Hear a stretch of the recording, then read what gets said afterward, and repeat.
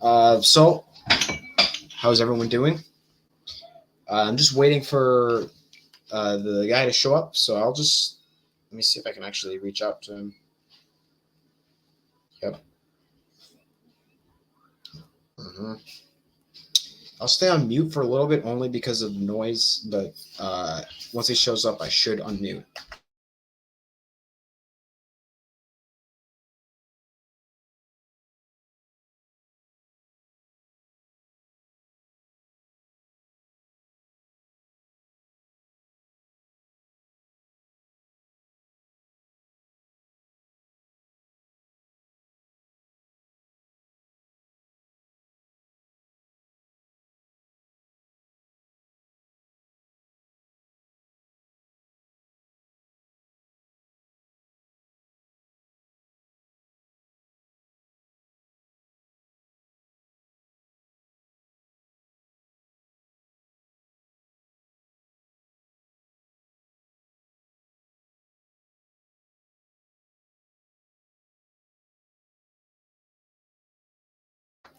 Yeah, so I reached out to him really quick. He should be here. Um, I'll give it some time because I don't know. Maybe StreamYard doesn't work. Oh, hey, yeah, there he is. Yeah, so um, I don't know if I sent you. Yeah, I did send the link in that comment. Let me see if I can put it on the screen. Let me do that. Let me look at YouTube really quick.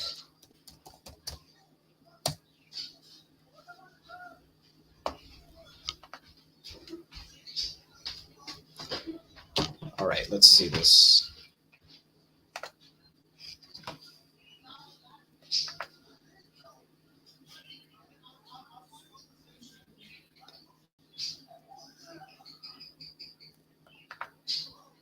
Layman's Seminary, what's going on? Um, I'm waiting to see you if you debate Sig. I want to see that. That sounds interesting to me. All right, now let's see if I can get this. All right, where is it? Hold on. Let me. No, don't mute. I just want to turn this down because. Can I?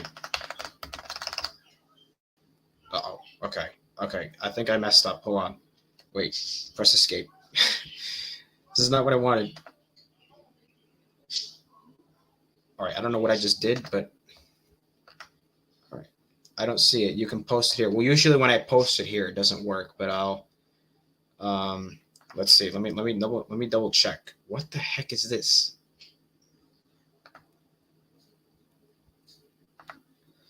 I'll just show it on the screen here because I know I sent it. All right, here. There's like 9 comments here. Just give me 1 second. Looking for it.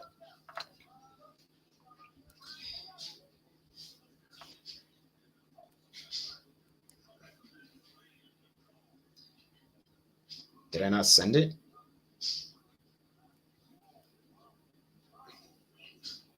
Oh, wait a minute. Hold on.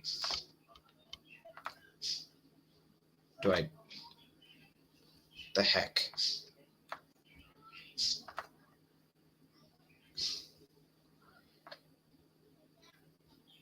Okay, that's weird. All right, I'll just send it. Yeah, I'm using StreamYard, but like it doesn't work that well that often. Yeah, I because whenever I post it in the chat, it just like it doesn't work. So I can try it again. Let's see. I know I sent it in like a community post to him, but I guess it didn't work. I'm forgetting how to paste on a computer. Let's see. And then yeah, it doesn't send. So I can here. Let me present my screen. I'll try this. 200 IQ right here. 200 IQ. Or I can make a community post actually. Hold on. Let me do that. What if I do that? Let me try that. I'm sorry for the technical difficulties. I didn't know this was going to happen. Let me try this. Let me do community post. Let me type the link there. What's going on? Yeah, Control C, Control V. I figured it out.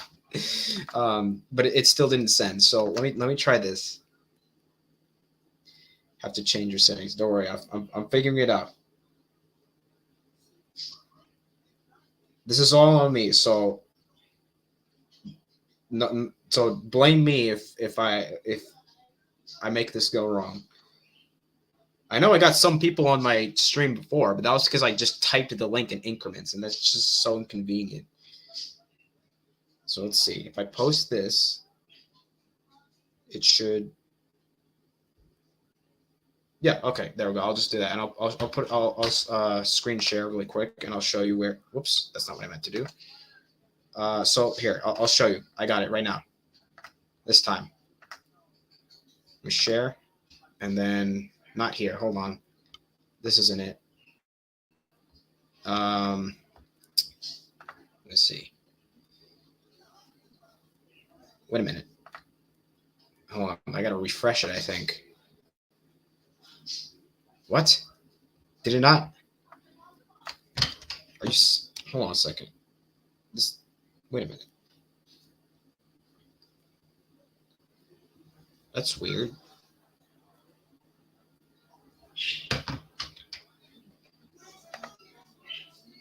Why isn't it? I made a community post. I know I did. Okay, hold on a second. I can't believe this. Maybe we should have done this on like Discord or something. All right, I'm just gonna type it in increments in the chat because you got it. Oh, I'm sorry. Okay, you're there. All right, my bad. All right. Yeah, all right, how you doing, bro? Yeah. Let me turn this up. Well, let me turn off my. Can you hear me? 1 second.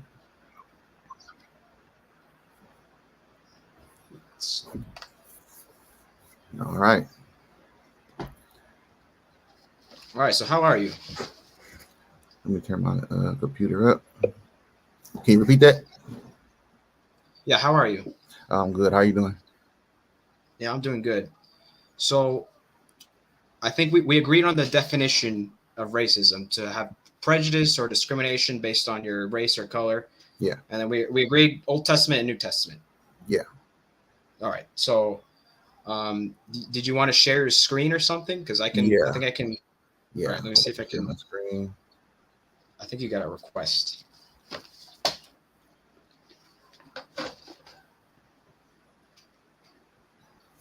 Oh, okay. I got to do this, I think. Oh, there we go. All right. I'm going to mute for now. Okay. But if you want to take like 5-10 minutes to give a presentation, I'm just going to be writing things down so I remember what you said. Go ahead. All right. So before we start, I want to give all praises to the Most High. Right. So we agreed to discuss, is God a racist? Right. So racist by definition is characterized by or showing prejudice, discrimination, or antagonism against a person or people on the basis of their membership in a particular racial or ethnic group, typically one that is a minority or marginalized. A person who is prejudiced against or antagonistic toward people on the basis of their membership in a particular racial or ethnic group, typically one that is a minority or marginalized, right? So let's look at the word antagonistic.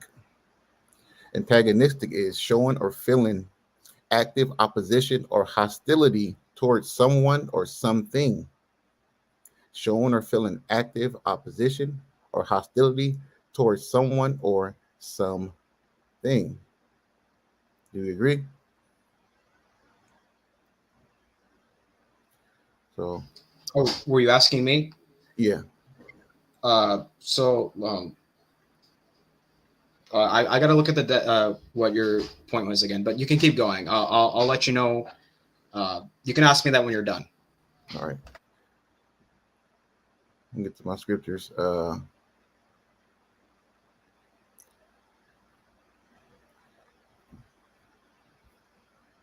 There's the book of Malachi, chapter 1, verse 3-4. And it reads, "And I hated Esau and laid his mountains and his heritage waste for the dragons of the wilderness. Or as Edom saith, we are impoverished, but we will return and build the desolate places. Thus saith the Lord of hosts, they shall build, but I will throw down. They shall call them the border of wickedness, and the people against whom the Lord have indignation forever. So we see in Malachi chapter 1, 3, and 4, the Most High God says he hates Esau, right? Not just Esau, but the people, which will be called Edomites, right? And he says he has indignation forever, right? He says he hates them forever. This is the book of Romans, chapter 9, 10 through 13. And not only this, but when Rebekah also had conceived by one, even by our father Isaac, for the children being not yet born, neither having done any good or evil, that the purpose of God according to election might stand, not of works, but of him that calleth. It was said unto her, the elder shall serve the younger, as it is written, Jacob have I loved, but Esau have I hated. Jacob have I loved, but Esau have I hated. So we see in the Old Testament and in the New Testament, God has a perpetual hatred towards a certain demographic of people, right? A certain race of people, right? And verse 11 says, for the children being not yet born, neither having done any good or evil. So it's not that Esau did anything, it's that it was for the purpose of God according to his election. He chose to hate this person and his descendants, right? This is the book of 1 Samuel, chapter 15, verses 1 through 3. It says, Samuel also said unto Saul, the Lord sent me to anoint thee to be king over his people, over Israel. Now, therefore, hearken thou unto the voice of the words of the Lord. Thus saith the Lord of hosts, I remember what Amalek did to Israel, how he laid wait for him in the way when he came up from Egypt. Now, verse 3, now go and smite Amalek and utterly destroy all that they have and spare them not, but slay both men and women, infant and suckling, ox and sheep, camel and ass. Right, so the Most High God sent the commandment to Saul, king of Israel, to go and smite or destroy the Amalekites for what they did 400 years, 418 years prior, right?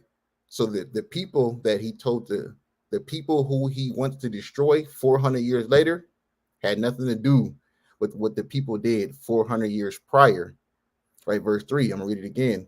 Now go and smite Amalek and utterly destroy all that they have and spare them not, but slay both man and woman, infant and suckling, ox and sheep, camel and ass.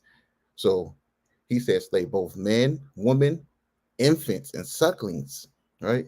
For what their ancestor did 418 years prior, right? By definition, this is racism, right? Hostile towards this group of people. 1 Samuel 15, 10 through 11. Then came the word of the Lord unto Samuel, saying, it repenteth me that I have set up Saul to be king, for he is turned back from following me and have not performed my commandments. And it grieved Samuel, and he cried unto the Lord all night. So the Most High repented that he made Saul king because he saved the Agag, the king of the Amalekites. Verse 18, and the Lord sent thee on a journey and said, go and utterly destroy the sinners, the Amalekites, and fight against them until they be consumed. Verse 32 through 33. Then said Samuel, bring ye hither to me Agag, the king of the Amalekites. And Agag came unto him delectably. And Agag said, surely the bitterness of death is past. And Samuel said, as thy sword have made woman childless, so shall thy mother be childless among women. And Samuel hewed Agag in pieces before the Lord in Gilgal. So Samuel took it upon himself to kill the king, because the Most High said, destroy all of them and not spare none, not even the babies, not even the women, right? By definition, that would be racism, right? Obadiah chapter 8, verse 8 through 10. It says, shall I not in that day, saith the Lord, even destroy the wise men out of Edom and understanding out of the mount of Esau? And thy mighty man, O Teman, shall be dismayed to the end that every one of the mount of Esau may be cut off by slaughter. May be cut off by slaughter. Verse 10, for thy violence against thy brother Jacob, shame shall cover thee, and thou shalt be cut off forever.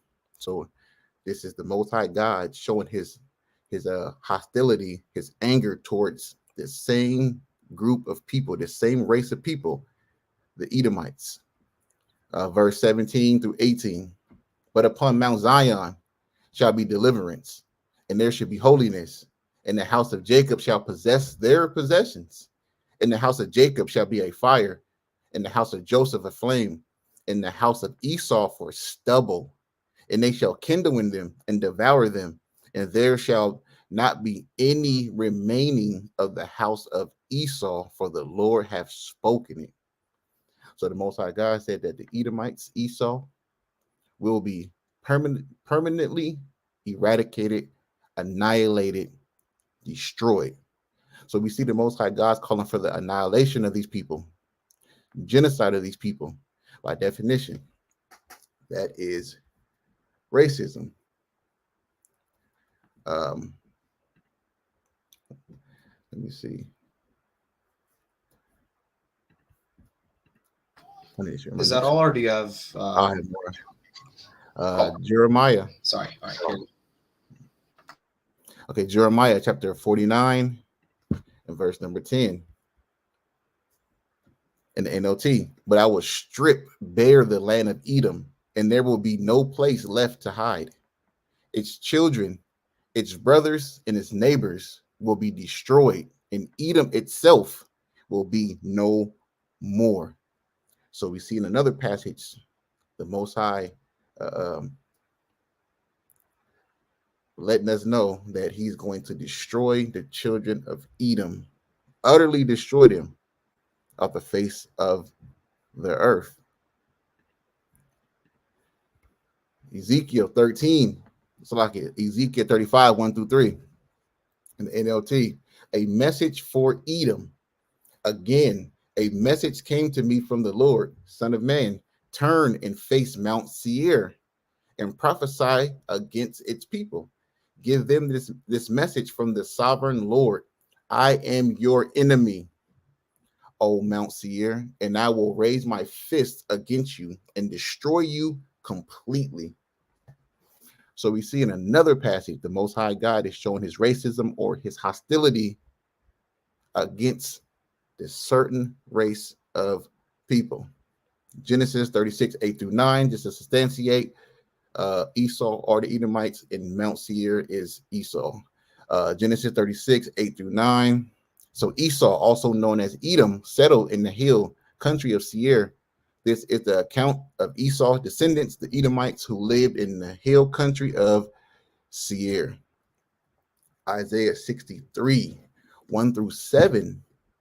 Judgment against the Lord's enemies. Verse 1. Who is this who come from Edom, from the city of Basra, with his clothing stained red? Who is this in royal robes, marching in his great strength? It is I, the Lord, announcing your salvation. It is I, the Lord, who has power to save. Verse 2. Why are your clothes so red, as if you have been treading out grapes? I have been treading the winepress alone. No one was there to help me. In my anger, I had trampled my enemies as if they were grapes. In my fury, I have trampled my foes. Their blood has stained my clothes. For the time has come for me to avenge my people, to ransom them from their oppressors. I was amazed to see that no one intervened to help the oppressed. So I myself stepped in to save them with my strong arm, and my wrath sustained me. I crushed the nations in my anger and made them stagger and fall to the ground, spilling their blood upon the earth. So we see the Most High is going to save his people. At the same time, he's going to crush and destroy the Gentiles. Verse 7, I will tell of the Lord's unfailing love. I will praise the Lord for all he has done. I will rejoice in his great goodness to Israel, which he have granted according to his mercy and love. So the Most High is proclaiming his love to the children of Israel after he destroys Edom, a particular group of people. Now we can move to another group of people. Genesis 9:25 in the NLT. Then he cursed Canaan, the son of Ham. May Canaan be cursed. May he be the lowest of servants to his relatives. So we know this account is Noah cursing his son, his grandson, right? Cursing his grandson for looking on his nakedness. So we see the Most High God allowed Noah to curse his grandson. This is Deuteronomy 7, 1 through 3. 1 through 3. Give me a second. 1 second.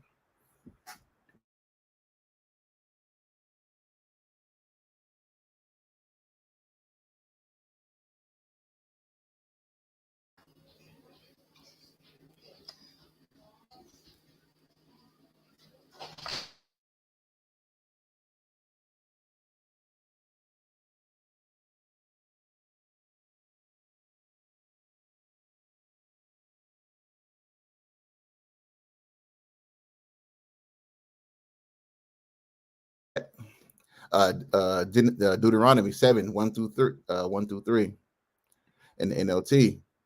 It says, when the Lord your God brings you into the land you are about to enter and occupy, he will clear away many nations ahead of you: the Hittites, the Girgashites, the Amorites, the Canaanites, the Perizzites, the Hivites, and Jebusites. These 7 nations are greater and more numerous than you. When the Lord your God hand these nations over to you and you conquer them, you must completely destroy them. Right? So we see the Most High God is calling for the genocide or the annihilation of these 7 nations. Read on. Make no treaties with them and show them no mercy. You must not intermarry with them. Do not let your daughters and sons marry their sons and daughters. So not only did the Most High God say destroy them, he said do not take them in marriage at all. Right?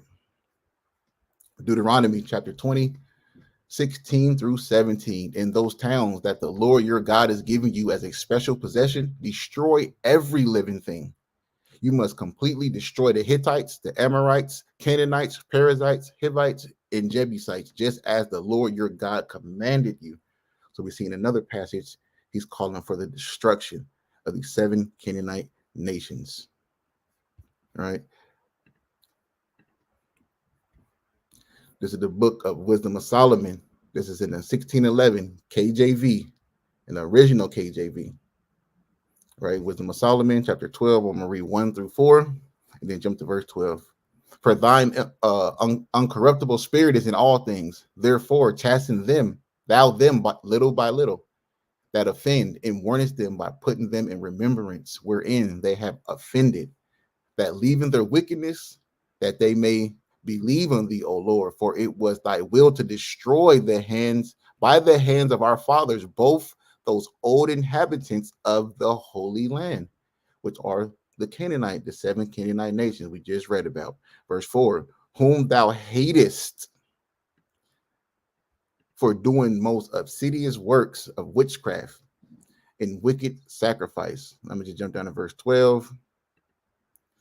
For who shall say, what hast thou done? Or who will withstand thy judgment? Who shall accuse thee for the nation that perish, whom thou hast made? Or who shall come to stand against thee to be revenged for the unrighteous men? So the Most High destroyed the Canaanites he's challenging people. Who shall say, what hast thou done? Or who shall withstand thy judgment? And the answer is no one. Obadiah, verse 20. In the captivity of this host of the children of Israel shall possess that of the Canaanites, even unto Zarephath. In the captivity of Jerusalem, which is in Sepharad, shall possess the cities of the south. So we see that the Israelites shall possess the Canaanites. A couple more. Numbers 24 and verse 17 in NIV. It says, I see him, but not now. I behold him, but not near. A star will come out of Jacob. A scepter will rise out of Israel. He will crush the foreheads of Moab, the skulls of all the people of Sheth. So we see that the Most High God says he's going to crush the foreheads of Moab, which is another race of people, the Moabites. Jeremiah 48, verse 42 through 43. Moab will be destroyed as a nation because she defied the Lord. Terror and pit and snare await you, you people of Moab, declares the Lord. Verse 46 through 47. Woe, which means death, destruction. Woe to you, Moab. The people of Chemosh are destroyed. Your sons are taken into exile and your daughters into captivity. Yet I will restore the fortunes of Moab in days to come, declares the Lord. Here ends the judgment of Moab, right? So the Moabites have a judgment to face, right? They have a judgment to face.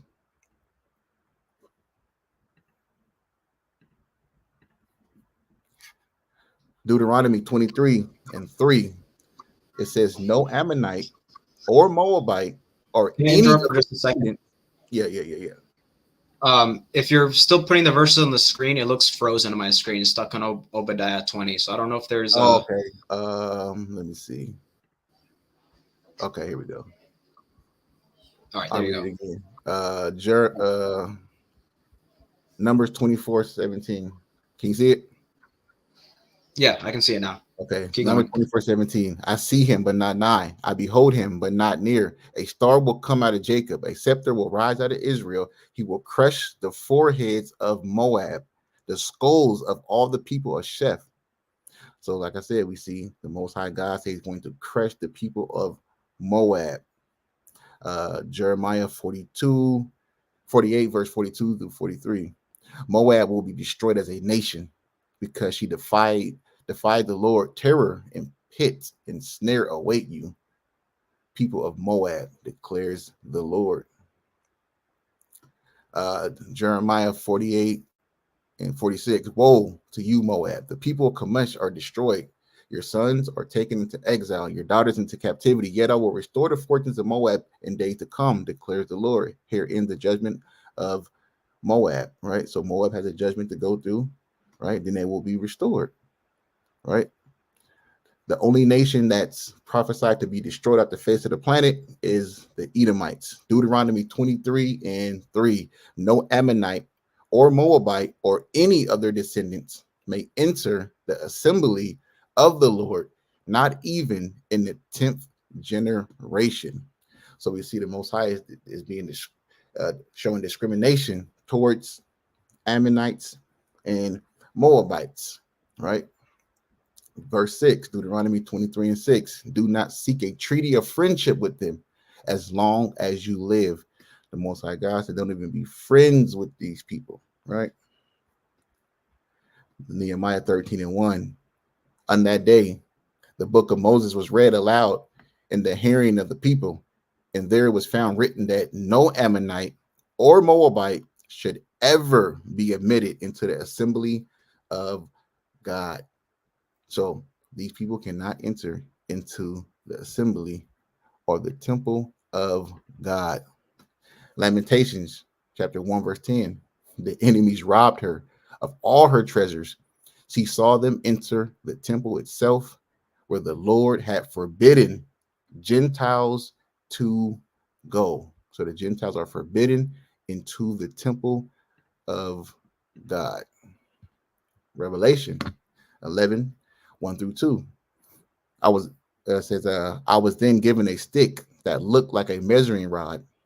It was told, go and measure the temple of God and the altar and count those who are worshiping in the temple, but do not measure the outer courts, because they have been given to the heathen who will trample on the holy city for 42 months. So we see the Most High as being real discriminatory towards certain races of people, right? Isaiah 40, 15 and 17. Isaiah 40 and 15 in the God's Word translation. The nations are like a drop in a bucket and are considered to be like dust on a scale. The weight of the islands is not, the weight of the islands is like fine dust. Verse 17. All the nations amount to nothing in his presence. He considered them less than nothing and worthless, right? All the nations amount to nothing. In his presence, he considers them less than nothing and worthless. And we know he's only speaking about the Gentiles and not the Israelites, because them are his chosen people. Isaiah 40 and 15 in the Orthodox Jewish Bible. Surely the Goyim, or the Gentiles, are like a drop in a bucket and are counted as dust of the scale. Surely he taken up the islands like fine dust. Verse 17. Kol ha-Goyim, or the Gentiles, before him are as nothing, and they are counted to him less than nothing in Tohu, right?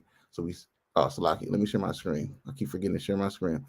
Isaiah 40 and 15 in the Orthodox Jewish Bible. Surely the Goyim are like a drop in a bucket and are counted as the dust of the scales. Surely he taken up the islands like fine dust. Verse 17, Kol ha-Goyim, or the Gentiles before him are as nothing. They are counted to him less than nothing in Tohu. So the Gentiles are counted as nothing to the Most High God. Thus saith the Most High God. This is the book of 2nd Ezra, chapter 6, verse 54 through 58. It says, and after these, Adam also, whom thou madest Lord of all thy creatures, of him come we all. And the people also, whom thou hast chosen. Verse 55. All this have I spoken before thee, O Lord, because thou madest the world for our sakes. Whose sakes? The Israelites' sakes. Verse 56. As for the other people, or the Gentiles, which also come of Adam, thou hast said that they are nothing, but be like unto spittle, or spit. It has likened the abundance of them unto a drop that falleth from a vessel. As a drop that falleth from a vessel. So we see here the Most High God looks at the Gentiles as nothing. By definition, right? Racism. Verse 57. And now, O Lord, behold, these heathen, which have ever been reputed as nothing, have begun to be lords over us and to devour us. So Ezra is asking, Lord, why have these heathen that are nothing, why do they reign over us? Right? Verse 58, but we, thy people, whom thou hast called thy firstborn, thine only begotten, and thy fervent lover are given into their hands. Right? So he's questioning the Most High about why are the heathens or the Gentiles that are counted as nothing reigning and ruling over the Israelites. Jeremiah 30, verse 11. For I am with thee, saith the Lord, to save thee. He's speaking to the Israelites. Though I make a full end of all nations, whether I have scattered thee, yet I will not make a full end of thee. But I will correct thee in measure and will not leave thee altogether unpunished. Right? So if you want me to stop right there and let you go, then that's fine. Well, I was thinking of taking it into an open discussion because I didn't really have like a presentation with me. But right. So let me look at this again because you brought up. Oh, hold on. Yeah, hold on. Yeah, I took some pictures of some of the things you put up, and so I just want to just clarify this. So when you mentioned racism, Yep. you weren't necessarily saying that being hostile to someone in and of itself means they're racist. Like I can be um, hostile to someone, but that's maybe because they're a threat, Yeah. right? Right. All right. So hostile So in the okay. sense of racism is being hostile to a particular group of people or a race of people just for being a part of that race. Okay. All right. I wanted to also I was trying to figure out how I was going to word this. Let me see if I can. Hold on, let me open up Bible Gateway first of all. Okay. This is just a question that was on my mind. Okay. Wait a minute. Hold on. I'm tripping right now. Hold on.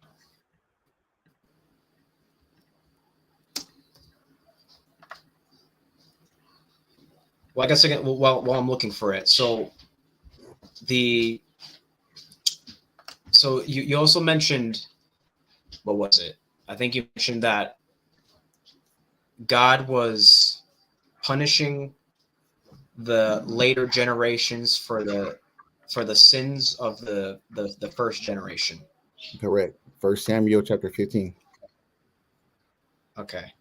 Um, do you think maybe that those newer generations were probably still committing the same sins as the previous generations? Well, if we you mind if I pull that text back up? Yeah, sure.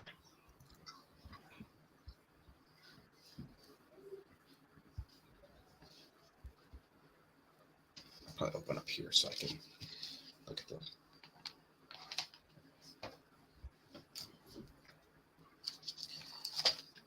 That was First Samuel 15, right? Yep. Yeah. I want my physical Bible with me. It's just more. Okay. I personally like physical Bibles more Mhm. because I can look easier. But Yeah. I'll let you also put it on the screen just so people watching can see. All right. So in First Samuel chapter 15, verse 1, it says, Samuel also said unto Saul, the Lord sent me to anoint thee to be king over his people, over Israel. Now therefore hearken thou unto the voice of the words of the Lord. Thus saith the Lord of hosts, I remember what it says, I remember that which Amalek did to Israel, how he lay wait for him in the way when he came up from Egypt. Now go and smite Amalek and utterly destroy all that they have and spare them not, but slay both man and woman and infant and suckling ox and sheep, camel and ass. So in verse 2, the Lord says he remembers what Amalek did to Israel, how he laid wait for him in the way when he came up from Egypt. So that was back all the way in Exodus chapter 17. That was 400 years prior. 400 years prior. He said, I remember what they did back then. 400 years prior. All right. How am I going to word this? Let's see. So let's say like a country, I don't know. Let's say America gets utterly destroyed one day, and 400 years later, what if the people in that nation were still in support of what happened all years ago? You think that they would? You think if let's say America was some sort of Israel, God's chosen, which they're not obviously, but I'm just giving it as an example. You think God would be also angry with those kinds of people? Yeah, because if we read verse 3 again, it says, Now go and smite Amalek and utterly destroy all that they have and spare them not. Slay both man and woman, infant and suckling. Now we will agree that these are talking about babies, correct? Mm-hmm. So what did the babies do to be utterly destroyed? Well, I thought about that verse. Maybe I'm not gonna say that this is hyperbole, but that could be hyperbole. I also do know that when you're born, you are not necessarily innocent in the sense that you're free from sin. So I would say God was still just if he did, which that could be hyperbole, but I'll have to look at the text a little more, um, for taking the life of whomever he chooses, because he's the giver and taker of life. Right. So I don't know. I wouldn't say it was necessarily because they were an Amalekite, but um, he has the right to take away life as he pleases. Okay. So the Israelites were instructed to slay both man and woman, infant and suckling, ox, sheep, camel, and ass. So not only the men, the women, the babies, but their cattle as well. He said, destroy all that they have. So we agree that the ox, sheep, camel, and the donkeys are not a part of this nation, right? But they had to be destroyed. He still sent the word to destroy them all. And the infants and the suckling, the babies, they had to be destroyed simply because they're part of Amalek. They're the descendants of those people whom the Lord hates. So that's kind of interesting you brought up the animals, because now I'm thinking God is not racist to the animals, right? That would be a little right. So if they're all grouped together, could it just be God's wrath pouring on that nation, but not necessarily? So because the animals, they're not Amalekites, so it seems like he's pouring out his wrath on that nation specifically, not necessarily because they're Amalekite, because the animals, they're not Amalekites, they're animals. Yeah, but the Most High said, destroy all that they have. Because in verse 2, he said, I remember that which Amalek did to Israel. So the man, woman, infant, child, and the animals have to be destroyed because they're the nation, right? Destroy the people in their animals. He said, destroy everybody. All right. He called for the genocide. This is called genocide, right? I don't know if I'll use the word genocide, but we'll go with it genocide. For now.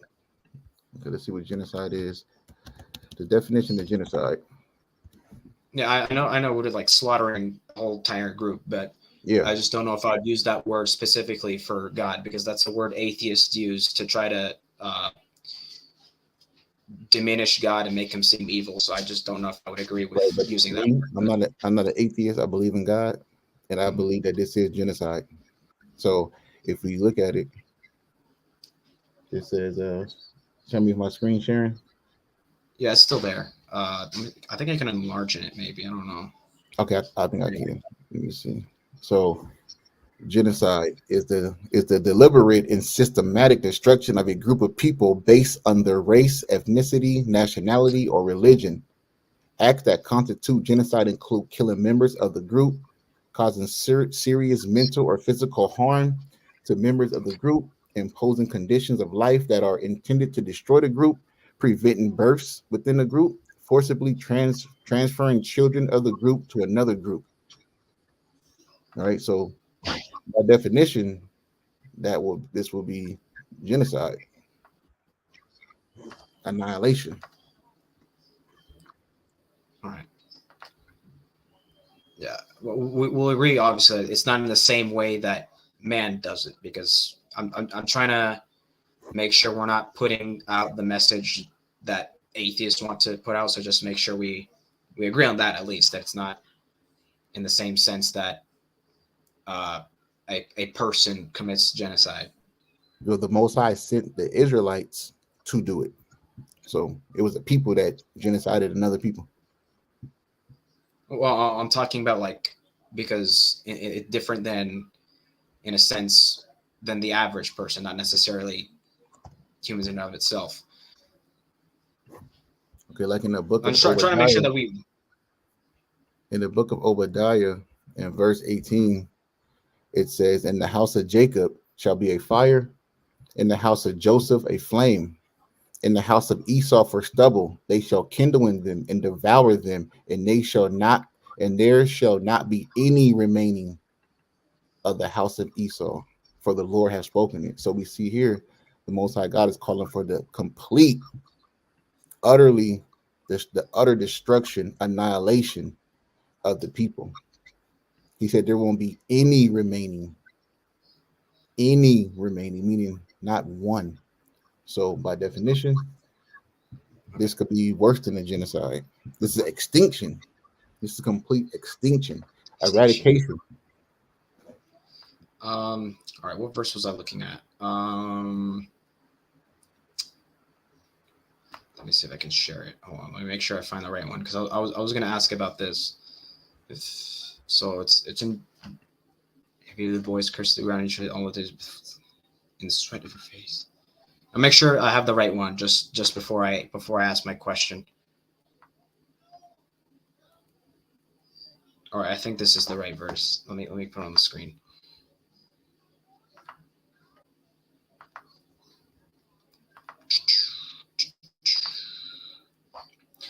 All right, so in Genesis 3, obviously the world gets cursed because of Adam. That wasn't necessarily because God hated humankind, right? You're on mute. Oh, sorry about that. Every imagination of mankind was wicked, but he found grace in Noah. Right. Okay. So would it be accurate to say maybe that's the consequences of Adam's actions fell upon us all? Correct. Okay. So that was Um, post. That was pre-flood, so do you think maybe right? that's what So happened that was pre-flood. with the Amalekites and the Are you cutting out?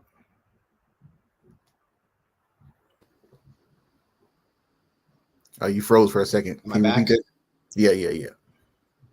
All right, yeah, sorry. Yeah, that's gonna happen a little bit. So if that happens, just wait it out. It should go back in a few seconds. So what was my question? Okay, yeah. So do you think that could be what happened with the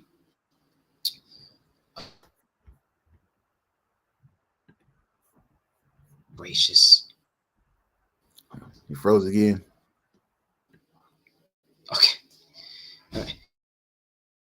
Is it working now?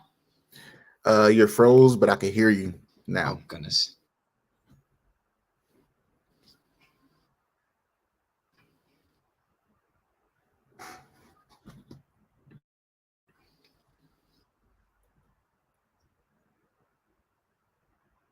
So I'll just give you some time if you need to reset. Go ahead and do that if you need to. Oh, am I back? All right. Yeah, you're back. If I lag out again, I'm just gonna type it in the live chat because Okay. yeah. So if I lag out again, I'm just gonna try to type out my question in the live chat because that's Okay. like this is all right. So for third time's a charm. So do you think that could be possible for the Amalekites or the Edomites that their actions had consequences on the future nations? Their actions had consequences, yeah. But remember when we read in Romans chapter 9, verse 10 through 13, it said that the Most High God hated Esau even before he was born. And the Amalekites are Edomites. All right. Amalek Let me is touch on that for a Esau's second. grandson, if I'm not mistaken. Here, let me open Romans 9 really quick because there's actually something I also wrote down for that.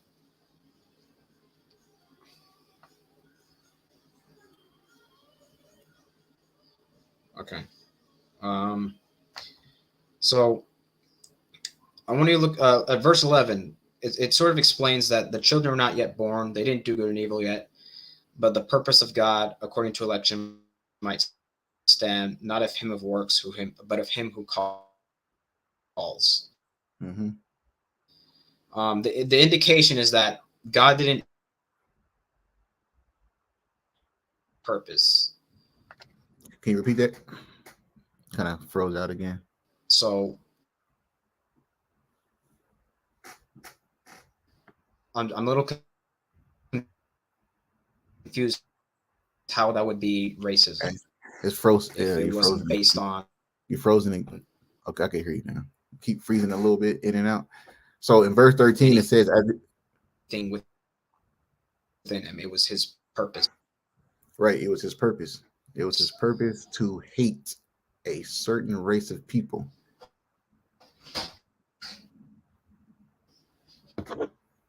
Can you hear me? Can you hear me? Uh-oh. Am I the one Yeah, lagging I have full service. or is that? Oh boy. Yeah, I have full service. Oh boy, I'm the one lagging, I think. Yeah. Wait.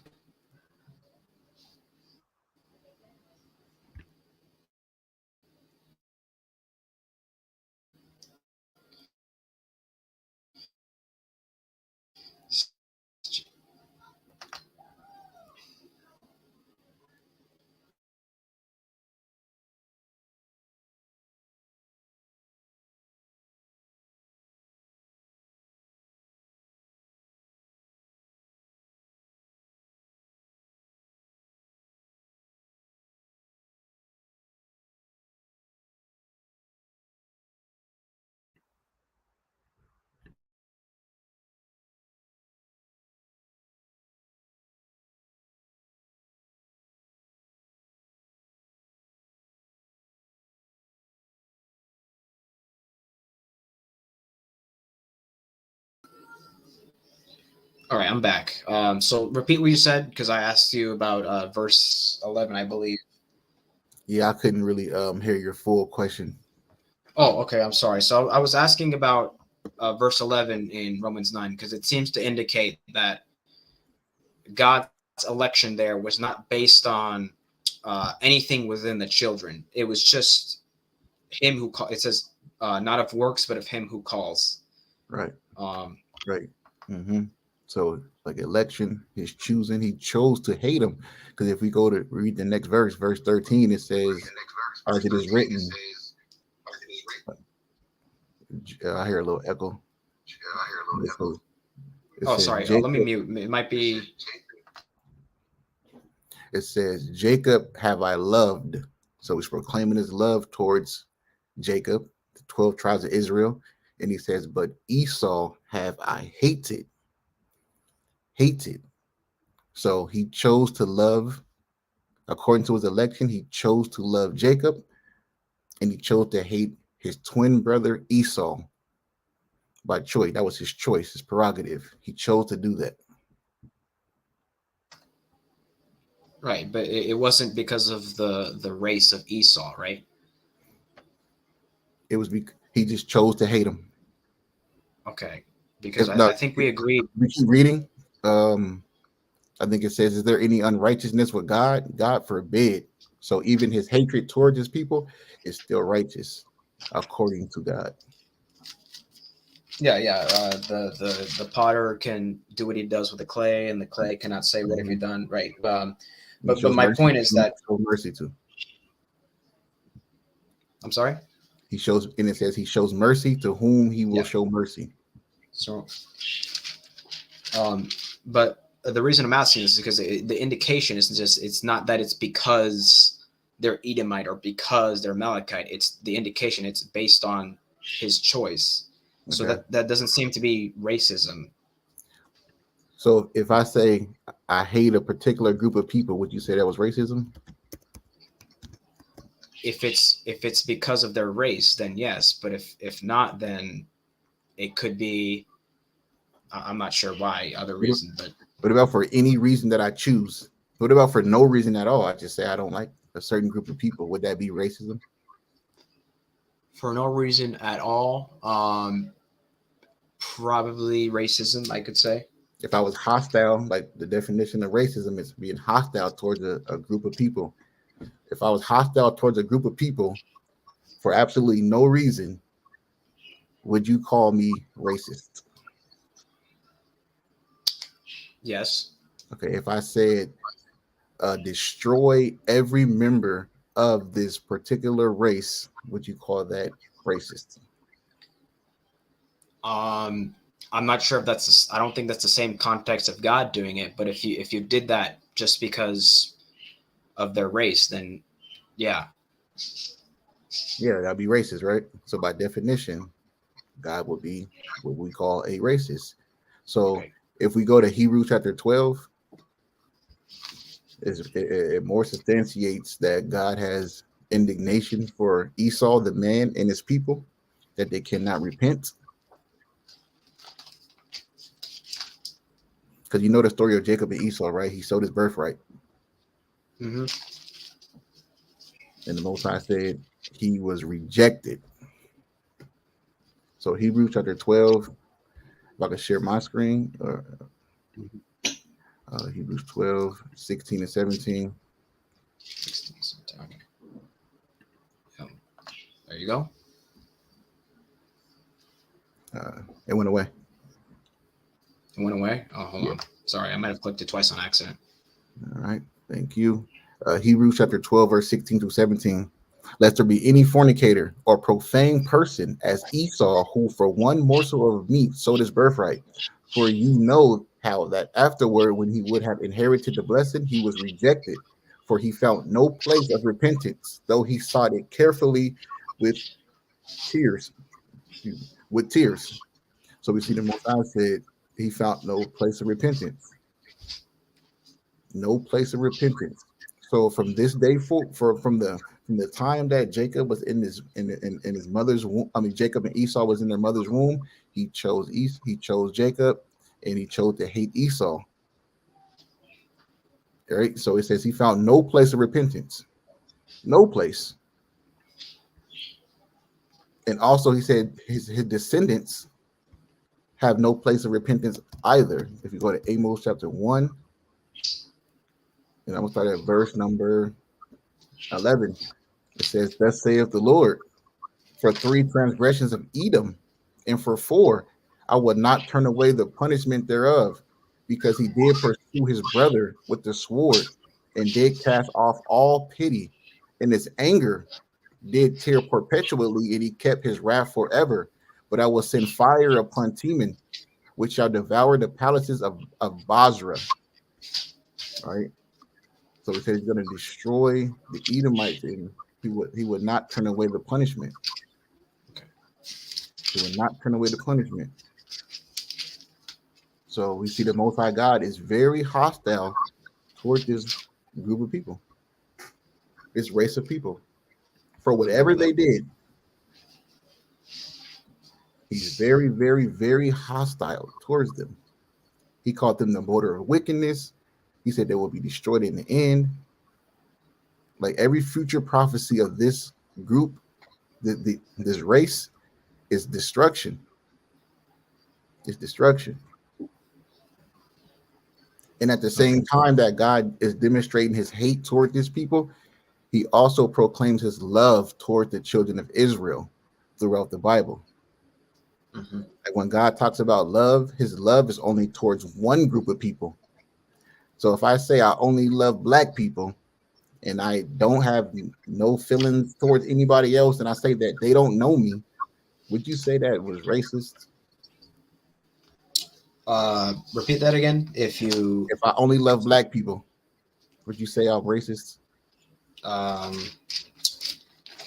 Yes. I don't know. Okay. So that's how the Most High God feels about the Israelites. He only loves the children of Israel, from the Old Testament to the New Testament. I was actually going to ask about that because when you went to Genesis, let me make sure that I'm doing this right here. Okay, yeah. All right, let me put it on the screen. Just got to make sure that my memory is correct. So Hagar, the servant Hagar, was an Egyptian, correct? Right. Okay. Abraham's wife, concubine, right? Yeah. Sarah's maid, and yeah. Hold on, let me make sure I'm looking at the right one again. Where does it start? I think it starts from verse think it starts from verse 7. Let me make sure. I gotta share my screen too. Okay. Yeah, let me just remove this. Whoops. Share the screen.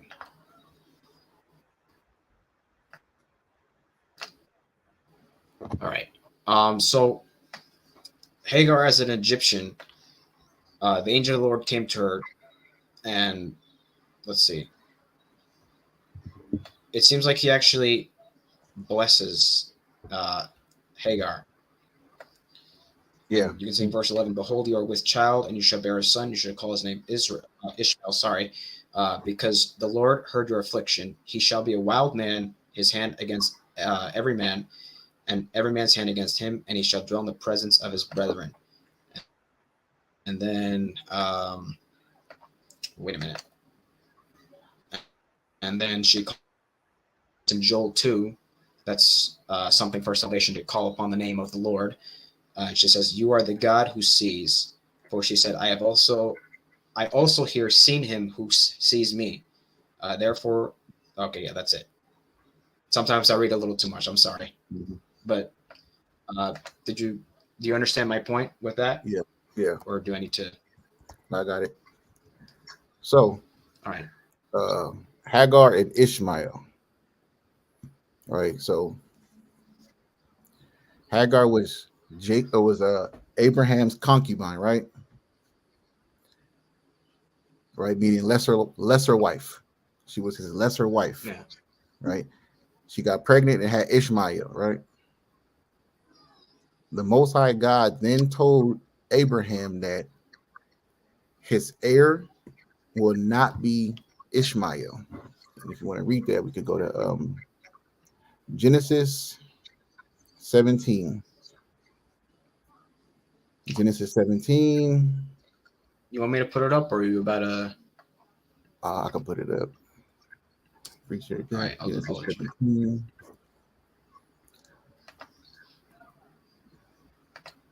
So Genesis 17, verse 15. It says, "And God said unto Abraham, As for Sarah thy wife, thou shalt not call her name Sarai, but Sarah shall be her name, and I will bless her and give thee a son also of her. Yea, I will bless her, and she shall be a mother of nations. Kings of people shall be of her." Then Abraham fell upon his face and laughed and said in his heart, "Shall a child be born unto him that is 100 years old? And shall Sarah that is 90 years old bear?" And Abraham said unto God, "Oh, that Ishmael might live before thee." Mhm. So he's petitioning for Ishmael to be the heir. Verse 19. And God said, "Sarah thy wife shall bear thee a son indeed, and thou shalt call his name Isaac. And I will establish my covenant with him for an everlasting covenant, and with his seed after him." Right. So we see the Most High rejected the idea that Ishmael might live before him. And he said, "No, you will have a son named Isaac, and I will make an everlasting covenant with him and his seed after him, which will be Jacob and Jacob's 12 sons." Right. Verse 20 says, "As for Ishmael, I have heard thee. Behold, I have blessed him, and will make him fruitful, and will multiply him exceedingly. 12 princes shall he beget, and I will make him a great nation. But my covenant will I establish with Isaac, which Sarah shall bear unto thee at this set time in the next year." All right, so the Most High God refused to accept Ishmael as Abraham's heir, and gave Sarah, through Sarah, gave him the seed of Isaac, which was chosen. Okay.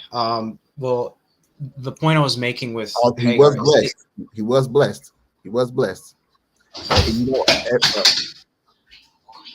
sorry about that. What were you saying? and also Abraham had other sons, right? He had other sons later on in Genesis 25, right? Yeah. He has what, 7 more sons? He had 7 more sons, like a Torah. Genesis 25, verse 1, it says, "Then again, Abraham took a wife, and called her name Keturah, and she bare him Zimram and Jokshan and Medan and Midian and Ishbak and Shua, and Jokshan begat Sheba and Dedan, and the sons of Dedan were Ash Urim. Right, jump down, verse 4. And the sons of Medan, Ephah, Epher, and Hanok, and Abida, and Eldah. All these were the children of Keturah.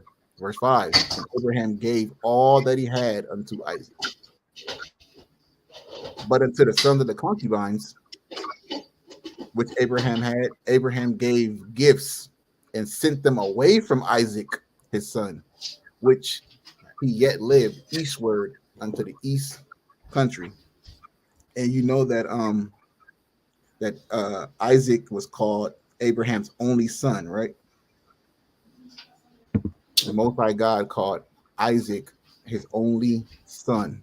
Genesis 22, verse 1 through 2, it says, and it came to pass after these things that God did tempt Abraham and said unto him, Abraham, and he said, behold, here I am.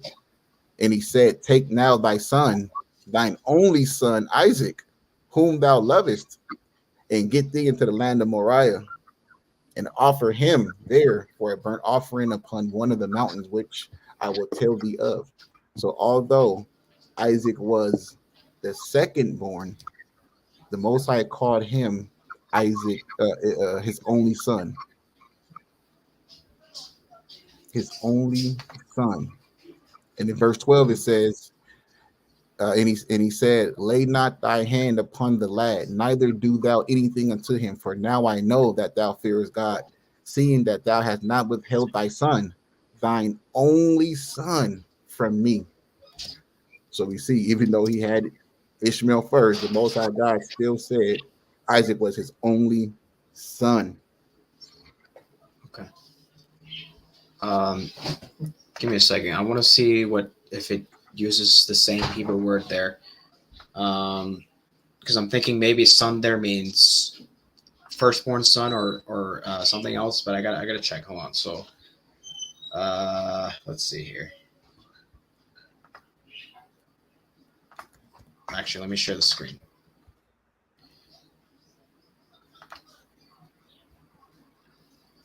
Oh, that's the wrong thing. Hold on. Check this. Okay. So just looking at the Hebrew. So I can't read Hebrew, by the way, so I'm not even going to attempt to pronounce those words. Okay. So, and he if said, you go down, if you scroll down, it says it in English. And you can get the Hebrew I'm just checking. I'm just trying to check if it uses the same Hebrew word in both times in that. So the word is Yakid in Genesis 22 and 2. In Genesis 22 and 12, it uses the word.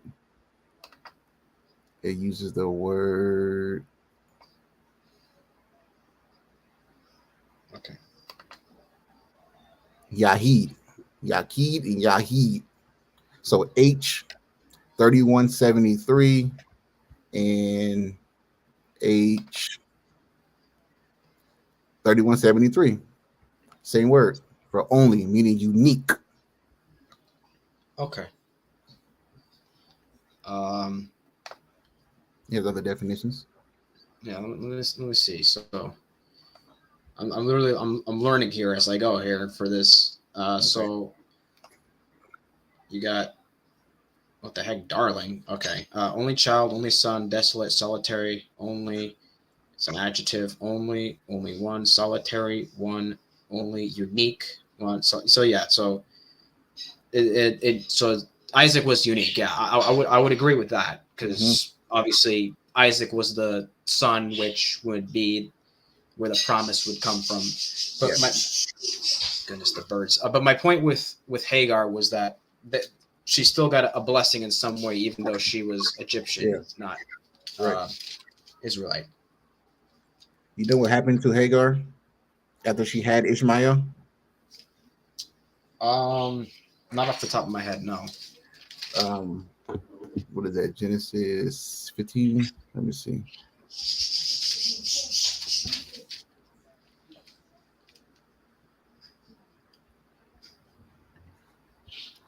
17.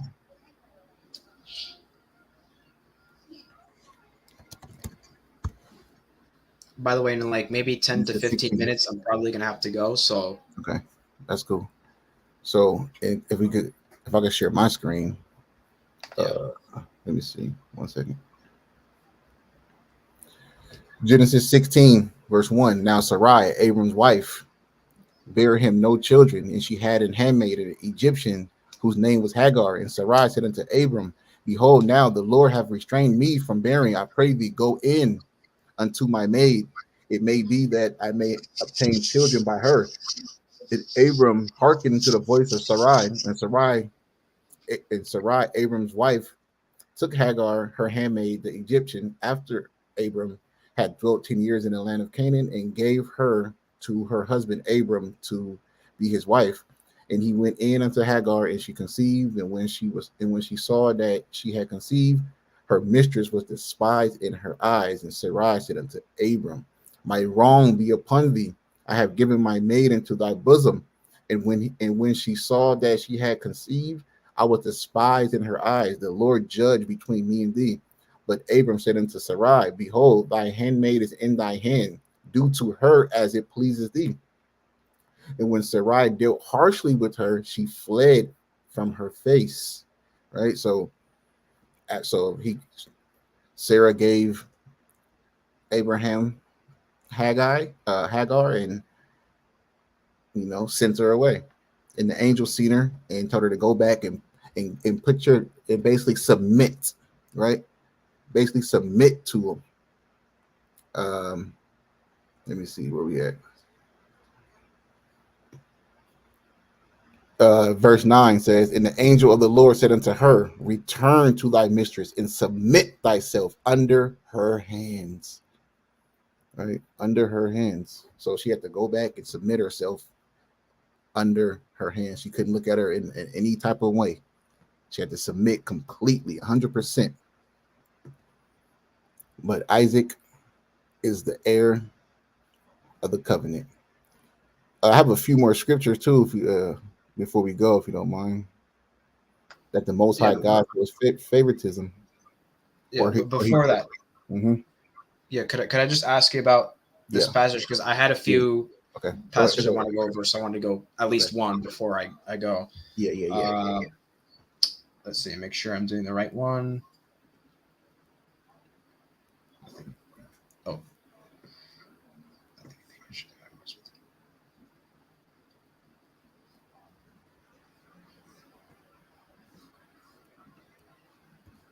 Okay. All right. Let me put it on the screen. I think you might be familiar with this one. But anyway, I think it's 5 to 6. All right. I was a little curious how what your thoughts on Isaiah 49:6. So I know this is the one that people bring up. And now the Lord says, who formed me from the womb to be his servant, to bring Jacob back to him, so that Israel is gathered to him. For I shall be glorious in the eyes of the Lord, and my God shall be my strength. Indeed, he says, it is too small a thing that you should be my servant, to raise up the tribes of Jacob. And Can you put it on the screen? Oh, sorry. I thought I had it on the screen. That's my bad. All right. Hold on. Yeah. Here we go. So I'll read again. And now the Lord says, who formed me from the womb to be his servant, to bring Jacob back to him, so that Israel is gathered to him. For I shall be glorious in the eyes of the Lord, and my God shall be my strength. Indeed, he says, it is too small a thing that you should be my servant, to raise up the tribes of Jacob and to restore the preserved ones of Israel. I shall also give you as a light to the Gentiles, that you should be my salvation to the ends of the earth. I was interested what your take on that verse was, and I think that'll be the last one I'll bring up, and then you can bring up a few more points, and then I'll go. Okay, so it says, I will also give you. I hear you. So it says, I will also give you as a light to the Gentiles.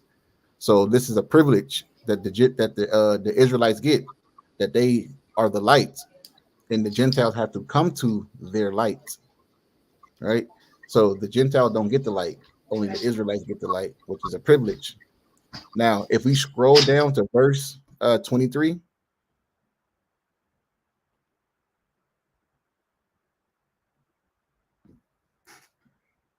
49 and 23. So after the Most High says all of that, right? He says all of that. In verse 23, it says, kings shall be your foster fathers and their queens, your nursing mothers. They shall bow down to you with their faces to the earth and lick up the dust of your feet. Then you would know that I am the Lord, for they shall not be ashamed who wait for me. So after all of that, right? Interpret it how you will. In verse 23 of the same chapter, it said that kings and queens shall bow down to the Israelites and lick the dust off their feet, right? So, like I said, the Israelites get the light and the Gentiles have to come to the light. The Israelites possess the light. The Gentiles come to the light, kind of like a moth that is attracted to light.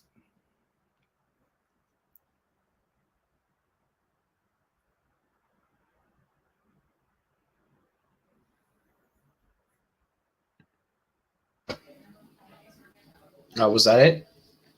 Yeah. Okay, because I thought that. So the judgment, you know, so if we can you go to Isaiah 60, and it talks about the light. Isaiah 60. Oh, yeah. So furthermore, see what this is talking about, because it said the other nation will be saved, but they will be saved for a specific reason. So Isaiah 60 and start from the top. Isaiah 60. Are you presenting it, or do you want me to? You can. It's already on there if you like. All right. Isaiah 60. Yeah, I'll do it really whole quick. Chapter.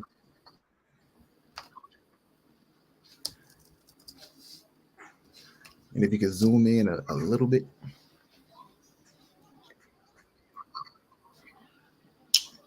Oh, wait a and I'll read it from verse 1. I'm not 100% sure how to do that. I think I gotta hold on. It's like this, maybe. No, you gotta. I hope I don't mess this up on accident. Are you in a Mac? This is not it. Hold on. Okay, I can share mine if you can't do it. Nope. Yeah, you could do it because I don't use that feature that often. So okay. So Isaiah 60. Where we at?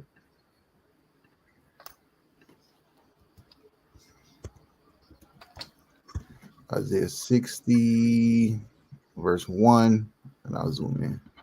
Isaiah 60, verse 1, it says, arise, shine, for thy light is come, and the glory of the Lord is risen upon thee. He's talking to the Israelites. Verse 2, for behold, the darkness shall cover the earth, and gross darkness the people, but the Lord shall arise upon thee, and his glory shall be seen upon thee. So again, this is a privilege that the Israelites get, the light, the glory. Verse 3, and the Gentiles shall come to thy light, and kings to the brightness of thy rising. Right? So we see the Israelites get the light, then the Gentiles come to the light. And I'll just, let me see, verse 4. Lift up thine eyes round about and see, all they gather themselves together, they shall come to thee. Thy sons shall come from far, and thy daughters shall be nursed at thy side. Verse 5.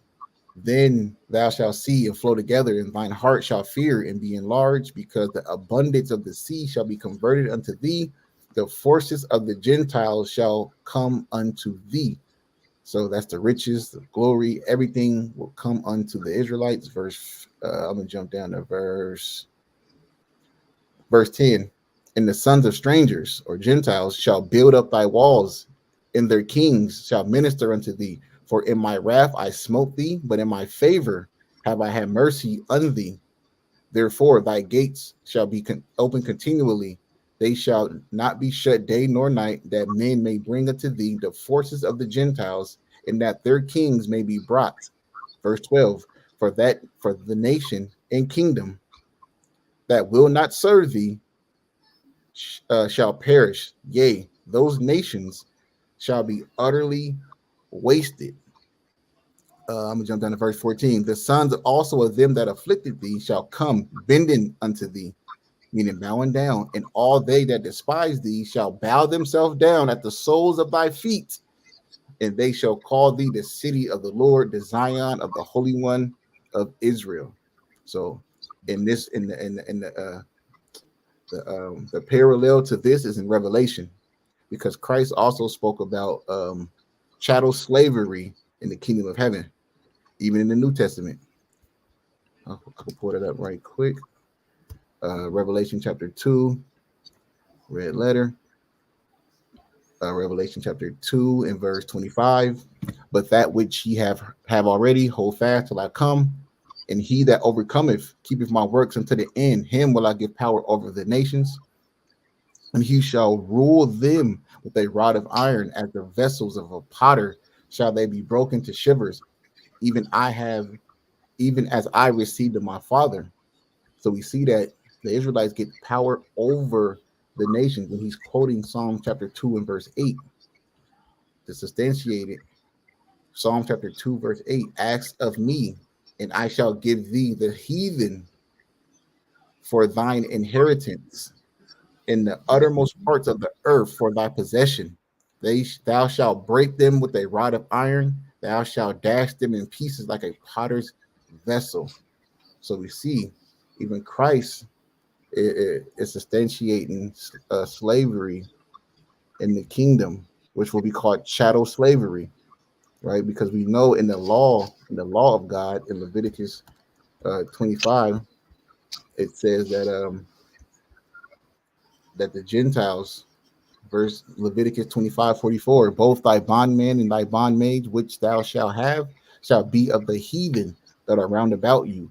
Of them shall ye buy bondmen and bondmaids. Moreover, of the children of the strangers that do sojourn among you, of them shall ye buy, and of their families that are with you, they shall be that which they shall begat in your land, and they shall be your possession. And ye shall take them as an inheritance for your children after you, to inherit them for a possession. They shall be your bondmen forever. But over your brethren, the children of Israel, ye shall not rule one another with rigor. So we see that even in the law of God, he allowed the Israelites to possess the other nations round about them. Isaiah 14, 1 and 2. For the Lord will have mercy on Jacob, and will yet choose Israel, and set them in their own land. And the strangers, the Gentiles, shall be joined with them, and they shall cleave to the house of Jacob. And the people shall take them and bring them to their place. And the house of Israel shall possess them in the land of the Lord for servants and handmaids. And they shall take them captives, whose captives they were, and they shall rule over their oppressors. And we see that the Most High is showing, he's showing love, mercy to the Israelites, preference to the Israelites, right? Favoritism to the Israelites, and the Gentiles have to go into captivity. Thus saith the Lord, thus saith the Bible, Old and New Testament, which will be a form of racism, because chattel slavery is racism. Do you agree?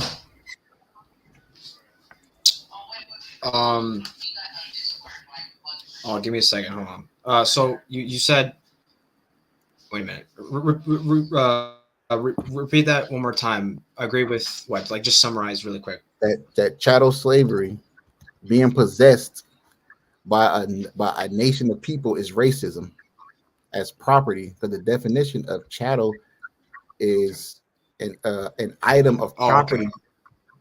Let me put chattel slavery. So we agree that chattel slavery is racism. Chattel slavery means that one person has total ownership of another. And the Most High God said that the children of Israel will have total ownership of the Gentiles, of the heathen, forever. And I said, do you agree that chattel slavery is racism? It's a big form of racism. I would have, yeah, probably, yeah.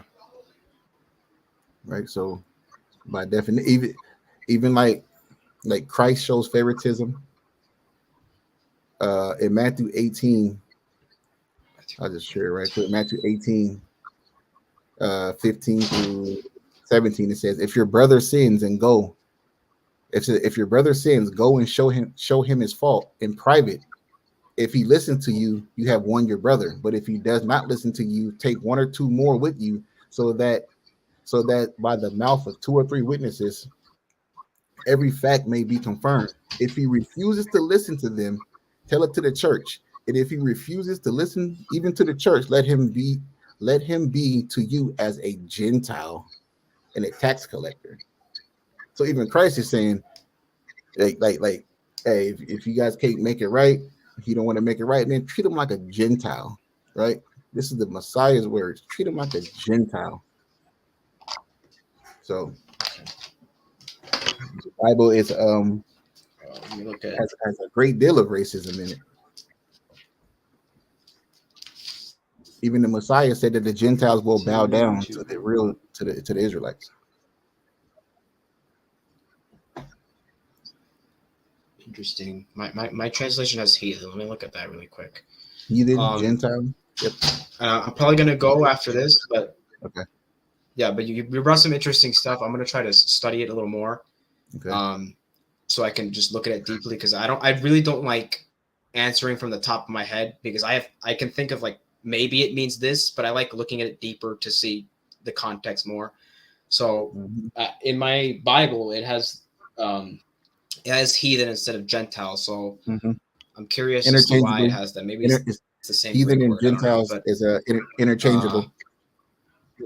Yeah, probably. Yeah. Before I go, Princess Aiko asked, "Didn't God make man in His own image? Why would He be racist?" Yeah, He made man in His own image, and He chose to be racist, like we read in Romans 9. He chose to be racist. That's why Paul said, "Is there any unrighteousness with God?" And by definition of racism, is hostility towards a certain race of people. And we see throughout the Bible, front to back, Genesis to Revelation, God is very hostile towards races of people. Okay. So yeah, thanks for like actually reaching out in a respectful way. Yes, sir. Some comments I get are just kind of, I get the impression that they're just, as you said, hostile. But you actually, you approached me respectfully, and I appreciate that. I'm gonna go in like literally, I think I'm leaving in like 2 minutes, so I'm gonna try to go. But yeah, do you have a YouTube channel or anything? Because you can share it if you want. Yeah, my YouTube channel is SOI Israelites, SOI Israelites, or Salvation of Israel. Salvation of Israel. Right there. This is great. I'm trying to build that channel up. Yeah, I'm trying to build it up. Yeah. So yeah, I appreciate you sharing your time with me, bringing me on, and yeah, until next time, all praises to the Most High. All right, brother. All right. Shalom. Thank you. Shalom. All right, that was an interesting conversation. I didn't want to approach this in a way of like trying to debate and destroy, because like that, honestly, I used to sort of think like that, but I'm starting to have a change of heart, and I wanted to hear him out. The first time I heard that was just like, huh? When he first reached out, but I thought, you know what, I'll hear him out, and I'll let him present his case, and I'll hear him out. And I didn't want to really debate. I wanted to give my personal thoughts on some of the things he said. I even like, I tried not to really do much research. I did a bit, just sort of gather verses I want to bring, but I let him. I didn't want to, I want it to be a discussion, not a debate. If we were in a formal debate, I would probably do it differently. I would probably, if it were a formal debate, I would probably give more preparation, probably study who I'm debating with. But in this context, it's just like, I want to learn, and I want him to learn too. So I'm gonna go now, because I gotta go in like probably like 30 seconds now. But thanks again to Salvation of Israel for joining up. I'm gonna tag him in and because I got to edit the title after, but I'm going to tag him. I think this went well. Pray for me because I'm going to be hopefully now because I planned to take a break, but I decided to give him a chance to present his case. So now I'm going to actually take a break from YouTube, right? No more live streams, no more videos for like 1 or 2 months. I need a break. I got things I got to focus on. But yeah, that was fun. So thanks for watching and God bless. I got to press it. I keep forgetting, dude. I do this ending and anyway, God bless.